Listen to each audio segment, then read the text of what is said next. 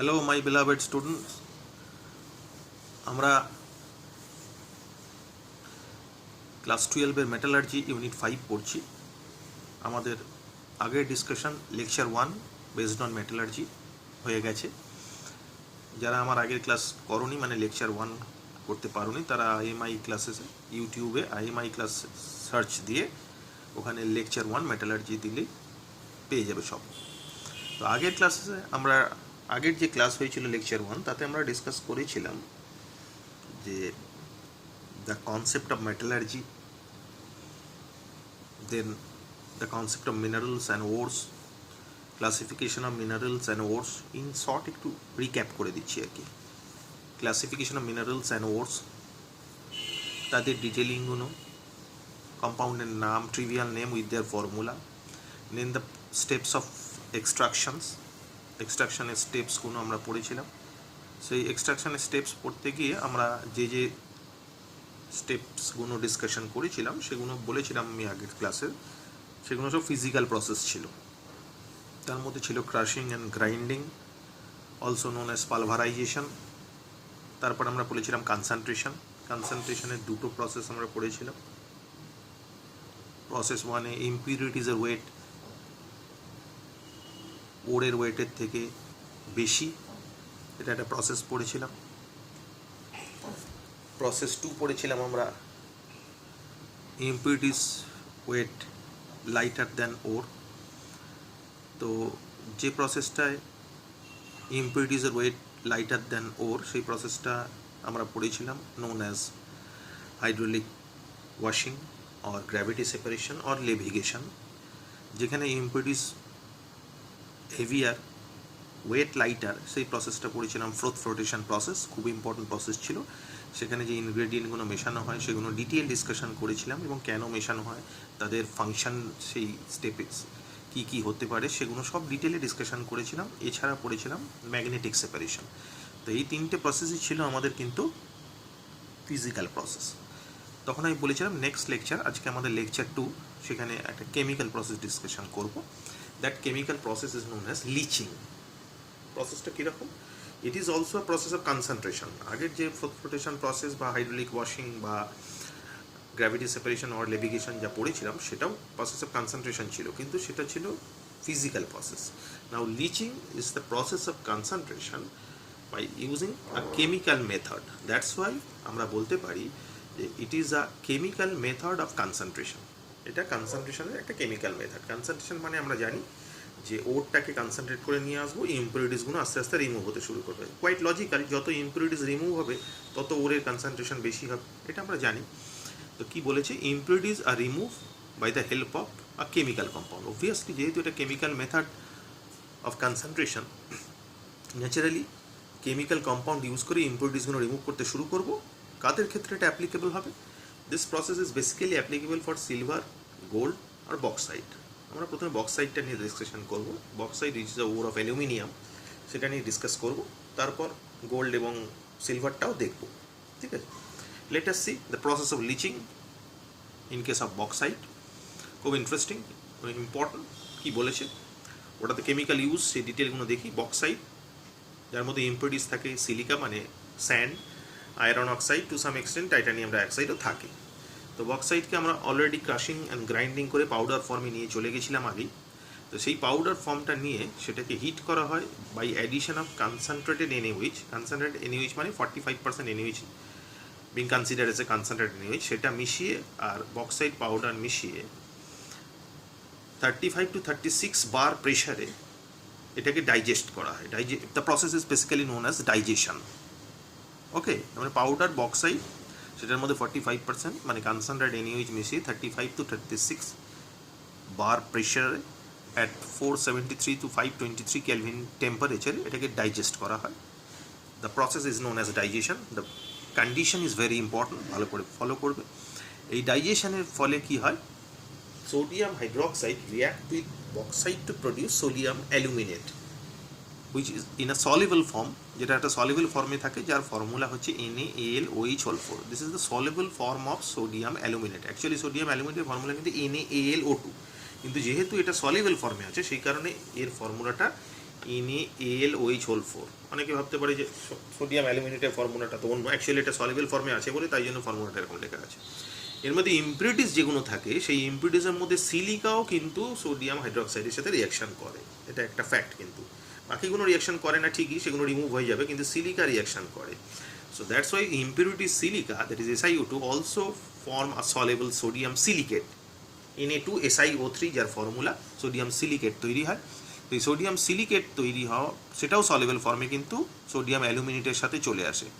But the other impurities left behind, অন্যান্য ইম্পিউরিটিসগুলো পড়ে থাকে যেগুলো ফিল্টার করে আমি ফিল্ট্রেটের মধ্যে কিন্তু পাবো sodium aluminate as well as sodium silicate in a soluble form. বাকি ফিল্টার পেপারের মধ্যে অ্যাজ এ রেসিডিউ হিসেবে বাকি ইম্পিউরিটিসগুলো আলাদা হয়ে যাবে। তো ফিল্ট্রেটের মধ্যে আমার পড়ে থাকছে sodium aluminate in a soluble form and sodium silicate in a soluble form. এবার আমার কাজ হচ্ছে সোডিয়াম সিলিকেটটাকে আমাকে আলাদা করতে হবে, কারণ আমার অ্যালুমিনিয়াম এক্সট্রাকশন করছি। So we have to separate silicon from that filtrate. তো কী করছি, এখানে যে প্রসেসটা হলো তার রিয়াকশানটা এখানে দেওয়া আছে। বক্সাইডের সাথে NaOH অ্যাকোয়া সলিউশন রিয়াকশন করে সোডিয়াম অ্যালুমিনেট তৈরি করেছে, সলিউবল ফর্মে আছে বলে, যার ফর্মুলাটা এটা লেখা আছে। এবার আমার কাজ হচ্ছে সোডিয়াম সিলিকেটকে রিমুভ করা ফ্রম দ্যাট ফিল্ট্রেট। কীভাবে করছি, now sodium silicate and sodium aluminate এই দুটোকে যে ফিল্ট্রেটের মধ্যে আছে সেটাকে নিউট্রালাইজ করছি বাই পাসিং কার্বন ডাইঅক্সাইড। এবার ওই ফিল্ট্রেটের মধ্যে কার্বন ডাইঅক্সাইড পাস করাচ্ছি, যেহেতু সলিউশনটা আমার অ্যালকালাইন ছিল due to the addition of NaOH, সেটাকে নিউট্রালাইজ করছি কার্বন ডাইঅক্সাইড পাশে, because all we know that carbon dioxide is acidic in nature. Okay, তো তার সাথে small amount of hydrated Al2O3 add করছি। এই প্রসেসটাকে বলা হয় সিডিং। সিডিং বলা হয়, এই অল্প পরিমাণে Al2O3 হাইড্রেটেড ফর্মে এর মধ্যে অ্যাড করছি। কী করা হয়, এটা অ্যাকচুয়ালি যে সিডিং প্রসেসটা কাজ হচ্ছে, ইট ইনডিউস প্রেসিপিটেশন, মানে এখানে আমার প্রেসিপিটেট পড়বে অ্যালুমিনিয়ামের অ্যাজ অ্যালুমিনা। তো সেই জায়গায় আমাকে অ্যালুমিনিয়াম হাইড্রোক্সাইড হিসেবে বা হাইড্রেটেড অ্যালুমিনিয়াম হিসেবে প্রেসিপিটেট পড়বে। সেই প্রসেসটাকে ইনডিউস করার জন্য, মানে বাড়াবার জন্য আমার সিডিং করতে হয় হাইড্রেটেড অ্যালুমিনা দিয়ে। So that's why the process is known as seeding. লেখা আছে এখানে, small amount of hydrated alumina is added, the process is known as seeding for induce the precipitation. কিন্তু এখানে ইন্টারেস্টিং যেটা সেটা হচ্ছে যে কার্বন ডাইঅক্সাইড যেটা সোডিয়াম অ্যালুমিনেটের সাথে রিয়াকশন করে হাইড্রেটেড অ্যালুমিনার প্রেসিপিটেট পড়ছে, সেখানে কিন্তু সোডিয়াম সিলিকেটের সাথে কিন্তু এর কোনো রিয়াকশন হবে না। That B the crucial fact. তাহলে সোডিয়াম সিলিকেট এইভাবে আলাদা হয়ে যাবে। So this be the reaction, hydrated alumina react with carbon dioxide to produce a precipitate of hydrated অ্যালুমিনিয়া with sodium bicarbonate. The point important fact is sodium silicate remain in the solution. Sodium silicate কিন্তু সলিউশনের মধ্যে dissolved অবস্থায় রয়ে গেল, কিন্তু অ্যালুমিনাটা hydrated অ্যালুমিনিয়া হিসেবে precipitate পড়ে গেল। আমরা ফিল্টার করে নিলাম, ফিল্টার করে নিলে আমরা pure alumina in a hydrated form কিন্তু পেয়ে গেলাম। This be the process which is known as lynching. প্রত্যেকটা কন্ডিশন, প্রত্যেকটা স্টেপস ফর রিয়াকশন, প্রতিটা ingredient is very very crucial and important. প্রত্যেকটা ইনগ্রেডিয়েন্টের ডিটেলিংগুলো ডিটেলভাবে বলা হলো এবং কোনটা কেন কীভাবে মেশানো হয় সেটা ডিটেল করা হলো। এবার আমরা বেসিক্যালি দেখবো সেটা হচ্ছে, আমি একটু আগেই বললাম this process is also valid for silver and gold. এখন সিলভার আর গোল্ডের কেসে প্রসেসটা কীভাবে অ্যাপ্লিকেবল সেই পার্টটা দেখবো। এটা বক্সাইড মানে অ্যালুমিনিয়ার কেসে পুরো ডিটেলটা দেখলাম, the process of lynching which is also known as chemical method of concentration. এবার আমরা দেখবো another chemical method of concentration which is applicable for silver and gold. So let us see, in case of silver and gold, the reaction ingredient is sodium cyanide. এর মধ্যে sodium cyanide মেশানো হয়। কী করা হয়, M metal আমি ধরে নিয়েছি, এমটা সিলভারও হতে পারে গোল্ডও হতে পারে, তার মধ্যে সোডিয়াম সায়ানাইড মানে অ্যাকোয়াস সলিউশনে মিশিয়েছি, মানে সায়ানাইড আয়ন আছে ইন অ্যাকোয়াস সলিউশন, তার মধ্যে অক্সিজেন গ্যাস পাস করানো হয়। কী হলে কী হয়, এটা একটা সলিউবল কমপ্লেক্স তৈরি করে দেয়, যার ফর্মুলাটা এটা। ওকে, এবার এই যে সলিউবল কমপ্লেক্সটা তৈরি হলো, এই সলিউবল কমপ্লেক্সটা সলিউশন থেকে আলাদা হয়ে গেল। এবার এই সলিউবল কমপ্লেক্সটাকে কালেক্ট করে ডিসপ্লেসমেন্ট রিয়াকশনের থ্রুতে আমরা কিন্তু মেটালটাকে এক্সট্রাক্ট করে নিতে পারি। কীভাবে, লেট আস সি, যে মেটাল সিলভার অথবা গোল্ড অ্যাকোয়াস সলিউশনে সায়ানাইডের সোডিয়াম সায়ানাইডের সাথে রিয়াকশন করলো in presence of oxygen to produce this compound. এই যে কম্পাউন্ডটা তৈরি হয়েছে, এই কম্পাউন্ডটাকে ডিসপ্লেসমেন্ট কীভাবে করছি, জিঙ্ক দিয়ে। এই অ্যাকোয়াস সলিউশনে আছে অবভিয়াসলি সলিউবল ফর্মে, এটা সলিউবল ফর্মে আছে, যেটা একটু আগে বললাম যে সলিউবল ফর্মে কিন্তু থাকবে। ঠিক আছে, এবার এই সলিউবল বাকিগুলো এটাকে ফিল্ট্রেটের মধ্যে এটা থাকবে, এই ফিল্ট্রেটটাকে নিয়ে এবার এর মধ্যে যদি জিঙ্ক সলিড দিয়ে ডিসপ্লেসমেন্ট রিয়াকশন করাই তাহলে জিঙ্কের সাথে রিয়াকশন করে ZnCN4 2- অ্যাকোয়াস সলিউশন তৈরি করবে, মানে সলিউবল ফর্ম। আর এখানে যে মেটালটা ছিল মানে ওয়েদার ইট ইজ সিলভার আর গোল্ড সেটা কিন্তু সলিড হিসেবে আমি পেয়ে যাবো। তো এইভাবে কিন্তু আমি সিলভার আর গোল্ড লিচিং প্রসেসে কনসেন্ট্রেট করে নিতে পারি। ইম্পর্টেন্ট কিন্তু ভালো করে দেখবে, এখন ইদানিং এই জায়গা থেকে প্রচুর মেটালার্জি থেকে প্রশ্ন আসছে। তো প্রত্যেকটা প্রসেস, প্রত্যেকটা স্টেপ ডিটেলস, প্রত্যেকটা reagent, their actions is very very important. Okay, so this is all about the process of leaching. এবার আমরা যাবো সেটা হচ্ছে যে extraction of crude metal from concentrated ore. এই যে কনসেন্ট্রেটেড ওরটা পেলাম এইটা থেকে মেটাল কিভাবে এক্সট্রাক্ট করব সেটাতে যাচ্ছে। আমাদের কনসেন্ট্রেশন প্রসেস মোটামুটি physical as well as chemical ডিটেলিংয়ে ডিসকাশন করলাম। ফিজিক্যাল প্রসেসটা আগের লেকচারে ডিসকাস করেছি, যারা আমার আগের লেকচার ফলো করুন তারা আমাদের ইউটিউবে IMI ক্লাসেসে মেটালার্জি লেকচার 1 সার্চ দিয়ে ডিটেল পেয়ে যাবে। Okay, now extraction of crude metal from concentrated ore কি বলেছে, but the extraction of metal from concentrated ore it must be converted to form oxide. আমি কিন্তু আগের দিনই বলেছিলাম যে আমাদের যে স্টেপ ডিটেলসগুলোতে বলেছিলাম যে 5 steps for the extraction of metal, তাতে কনসেন্ট্রেশনের পরে ছিল কিন্তু কনভার্সন ইন্টু মেটাল অক্সাইড। কেন মেটাল অক্সাইডে কনভার্সন করা হয়েছিল সেটাও আমি আগের ক্লাসে ডিটেলে বলেছিলাম যে metal oxide are easier to reduce, এই কারণে মেটাল অক্সাইডে ট্রান্সফার করা হয়। তো এখানে সেটাই বলা হয়েছে, for the extraction of metal from concentrated ore it must be converted to a form that is metal oxide from which metal can be extracted by the process of reduction obviously, কারণ আমাদের step 4 ছিল the reduction of metal oxide, সেই step দুটোই এখানে লেখা আছে, step 3 step 4. so for this we have two major steps. Number 1 conversion to oxide or metal oxide, and step 2 reduction of oxide to metal. Okay, so let us see the conversion of concentrated ore into metal oxide. সেটাতে আমরা দুটো process করব, তার জন্য একটাকে বলা হয় calcination আর একটাকে বলা হয় রোস্টিং। দুটোই ইম্পর্টেন্ট, দুটোই ভালো করে ফলো করবে। দুটো বোর্ডের পরীক্ষা অনেক সময় দুটোর মধ্যে ডিফারেন্সেসও আসে। এবার বাকি ডিটেলগুলো ফলো করতে হবে, সেই ডিটেল থেকে MCQ রিলেটেড প্রশ্ন আসবে। প্রত্যেকটা স্টেজ, প্রত্যেকটা পয়েন্ট ভালো করে ফলো করতে হবে কিন্তু, হ্যাঁ। So first we are discussing calcination. ক্যালসিনেশনে কি করা হয়, হিটিং দ্য কনসেন্ট্রেটেড ওর, ওপরে যে কনসেন্ট্রেশন প্রসেস ইউজ করে যে কনসেন্ট্রেটেড ওরটা পেলাম, in absence of air, this be the very crucial point, absence of air.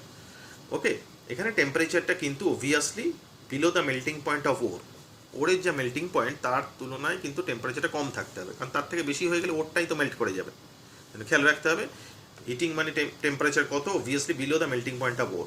Heating of concentrated ore in absence of air, this be the crucial word, it removes the volatile matter. এবার এই hit করতে গেলে কী হবে, এর মধ্যে যে volatile ইম্পিউরিটিগুলো ছিল সেগুলো আস্তে আস্তে বেরিয়ে চলে যাবে, হুইচ এসকেপস, যেটা বললাম, living behind the metal oxide. যেগুলো ভোলাটাইল ইম্পিউরিটি সেগুলো বেরিয়ে চলে যাবে, পরে থাকবে কি metal oxide, such as Fe2O3 hematite আমি বলেছিলাম, তাকে হিট করলে এর মধ্যে যে ওয়াটার ক্রিস্টালাইজেশন ছিল সেটা বেরিয়ে গেল, Fe2O3 সলিড ফর্মে পড়ে রইল। অথবা জিঙ্ক কার্বনেট সলিড ফর্মে আছে, তাকে হিট করলে জিঙ্ক অক্সাইড, কার্বন ডাইঅক্সাইডটা বেরিয়ে চলে গেল। অথবা dolomite, this be the formula of dolomite, CaCO3.MgCO3, তাকে হিট করলে solid CaO plus solid MgO plus carbon dioxide as a gas হিসেবে এসকেপ করে গেছে। So this is the process which is known as calcination, which is applicable for conversion of concentrated ore into metal oxide. Okay, so now we have another process which is known as roasting, is also be applicable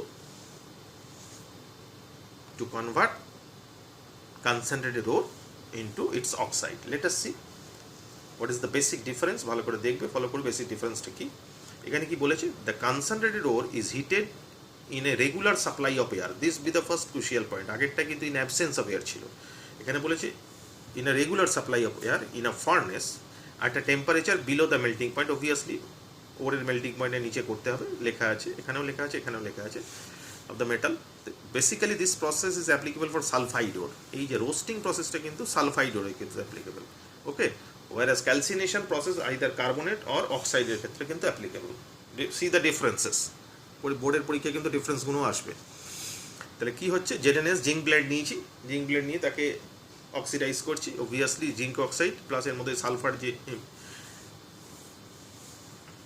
non metallic পার্টটা ছিল as sulphur dioxide সেখান থেকে বেরিয়ে চলে যাচ্ছে। PBS galena যেটাকে oxidise করছি, roasting করছি আর কি, with a regular supply of oxygen, PBO তৈরি হচ্ছে, সালফারটা অ্যাজ সালফার ডাইঅক্সাইড বেরিয়ে চলে যাচ্ছে। অর Cu2s, এটাকে হিট করলে Cu2O plus sulphur dioxide. Obviously এখানে খেয়াল রাখতে হবে যে temperature below the melting point of ore, আর টেম্পারেচার বেশি হয়ে গেলে প্রবলেম যেটা হবে সেটা হচ্ছে যে এইখানে যে অক্সাইডটা তৈরি হলো সেই অক্সাইডটা মেল্ট করে যাবে, আমার যে অক্সাইডটা তৈরি হলো সেই অক্সাইডটা কিন্তু মেল্ট করে যাবে, সেই জন্য টেম্পারেচার ডেফিনেটলি খেয়াল রাখতে হবে below the melting point of ore. Okay, next কি বলেছে, the sulphide ores of copper, এখানে কপারটা নিয়ে ডিসকাশন করছে, the sulphide ores of copper are heated in a reverberatory furnace. Reverberatory furnace কি, এনসিআরটি পেজ নাম্বার 156-এর ডিটেলগুলো দেওয়া আছে, একবার দেখে নেবে। রিভারবেটারি ফার্নেস, ফার্নেস রিলেটেড ছোটোখাটো প্রশ্ন পরীক্ষা ইদানিংকালে আসছে, তো ডিফারেন্ট টাইপের ফার্নেস আছে। এখানে আমরা রিভারবেটারি ফার্নেস পড়ছি, আমরা আয়রনের এক্সট্রাকশনে গেছে ব্লাস্ট ফার্নেস পড়বো, ওপেন হার্ট ফার্নেস পড়বো। তো ফার্নেসের কিছু ডিটেলগুলো জেনে রাখতে হবে, কারণ ইদানিংকালে ফার্নেস থেকেও ছোটোখাটো কিছু প্রশ্ন কিন্তু আসছে। ওকে, কোনো প্রশ্নই যেন বাদ না যায় আমাদের, সেক্ষেত্রে রিভারবেটারি ফার্নেসে গেলে এনসিআরটি পেজ নাম্বার 156-এ দেখে নেবে ছোট্ট ডিটেলগুলো, ঠিক আছে। যাই হোক, এবার আমরা আসছি যে এর মধ্যে, এই ওরের মধ্যে যে ইম্পিউরিটিস থাকে অবভিয়াসলি আয়রন ইম্পিউরিটিস থাকে। অ্যাকচুয়ালি Cu2s যেটা, সেটা কপারের যে ওরটা, সেটার অ্যাকচুয়ালি ফর্মুলা হচ্ছে CuFeS2, কপার পাইরাইডস। এবার এই CuFeS2 শুনে নামটা বা ফর্মুলাটা শুনেই বুঝতে পারছো যে আয়রন অ্যাজ এ ইম্পিউরিটি তার মধ্যে আছে। So obviously iron is known as gang in this ore, so we have to remove iron. কিভাবে রিমুভাল অফ আয়রন করব, তো বলেছে if the or contain iron as a gang it mixed with silica, এটাকে সিলিকার সাথে mix করতে হবে। Silica কি হিসেবে কাজ করে, এখানে একটা নতুন টার্ম জানতে পারছি, সেটা হচ্ছে ফ্লাক্স, বাংলায় হচ্ছে বিগালক। এই ফ্লাক্সের কাজ কি, ফ্লাক্স অ্যাকচুয়ালি কী করে, গ্যাংয়ের সাথে মিশে রিয়াকশান করে অ্যাজ এ স্ল্যাগ হিসেবে বেরিয়ে চলে যায়। স্ল্যাগ মানে ধাতুমল, মানে একটা নতুন টার্ম জানতে পারলাম ফ্লাক্স বা বিগালক। তার কাজটা হচ্ছে ওর মধ্যে যে গ্যাং আছে সেই গ্যাংয়ের সাথে রিয়াকশান করে, গ্যাংটা যদি অ্যাসিডিক ইন নেচার হয়, এখানে যে ভাইটাল পয়েন্টটা মনে রাখতে হবে, গ্যাংটা যদি অ্যাসিডিক ইন নেচার হয় তাহলে ফ্লাক্সটা মেশাতে হবে অ্যালকালাইন, আর গ্যাংটা যদি অ্যালকালাইন ইন নেচার হয় তাহলে ফ্লাক্সটা মেশাতে হবে অ্যাসিডিক ইন নেচার, তবেই রিয়াকশান করবে এবং স্ল্যাগ তৈরি করবে।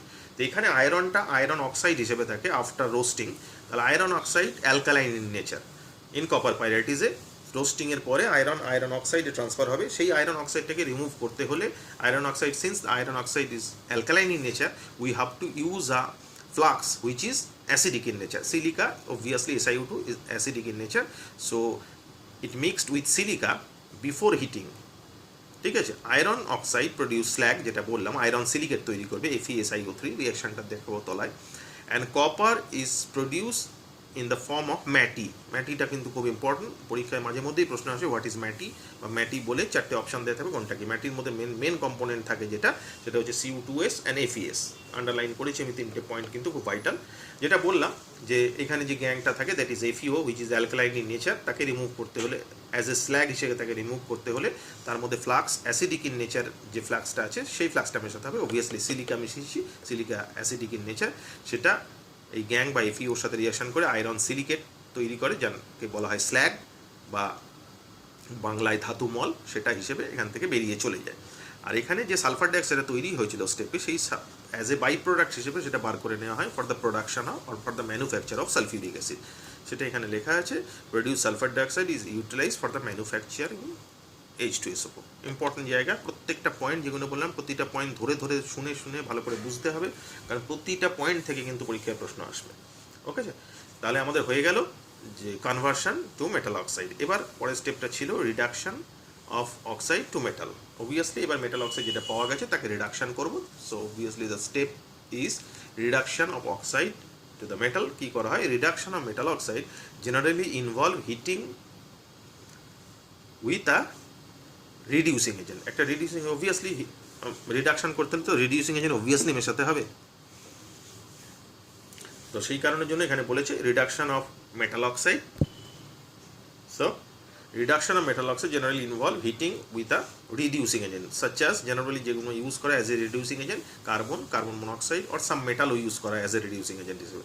তো রিয়াকশনটা এখানে একটা কার্বন দিয়ে দেখিয়েছি, MxOy প্লাস YC, প্রোডাক্ট হচ্ছে XM, মানে মেটালটা পেয়ে গেলাম আফটার রিডাকশন, দিয়ে কার্বন মনোক্সাইড তৈরি হলো। এই রিডিউসিংয়ের জায়গাটা কিন্তু প্রচণ্ড ভাইটাল, ঠিক আছে? এবং সেই ভাইটালের যে জায়গাটা নিয়ে আমাদের নেক্সট লেকচারে ডিসকাশন হবে, যে আমাদের কোন রিডিউসিং এজেন্ট আমরা চয়েস করব, সেখানে টেম্পারেচার কীরকম রেঞ্জের আমরা ডিসাইড করব, সেই ডিটেলগুলো একটা মেটালার্জির একটা প্রচণ্ড গুরুত্বপূর্ণ জায়গা, এবং সেটা thermodynamically as well as graphically ডিসকাশনের নাম হচ্ছে Ellingham diagram, which is very very crucial and excellent discussion, যেটা আমাদের নেক্সট লেকচারে হেডিংটাই থাকবে এলিংহ্যাম ডায়াগ্রাম, সেটা নিয়ে ডিসকাশন করব। যাই হোক, এখানে যে পয়েন্টটা বলা হয়েছে, reduction of oxide is more thermodynamically favourable than sulphide. এখানে কেন আমরা সালফাইড নিয়ে রিডাকশন করলাম না?